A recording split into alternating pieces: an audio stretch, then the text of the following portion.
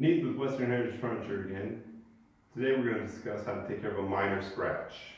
These happen occasionally, nothing to worry about. You can take care of these a couple ways. We can do a little bit of Old English for a light fascia one on the top of the surface there, or if it's a little deeper, we'll use our re-wax. First, we'll do the light one. Here, we're going to use our Old English. Let's put it on a rag. And kind of just rub it into the crack itself, or the cut, or scratch, whatever it is. And again, you're just going to let that sit there for a second. And just come back and wipe that off.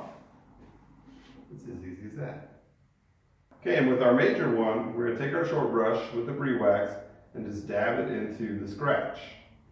We'll let it sit there for a minute, and then we're going to come back and just wipe it off. And then come back with our clean rag and buff it out. It's as easy as that.